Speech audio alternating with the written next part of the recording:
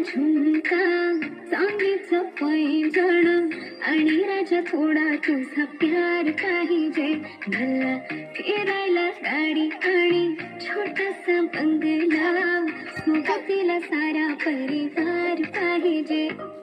लागू नाही देणार मी कोणाची नजर, नेहमी तुझ्यासाठी राहीन मी हजर. काही पण सांग तू काही पण माग, तू होणारी बायको घे डोक्यावर पदर. काहीच विषय नाही ग, होणाऱ्या बाळांची आई ग.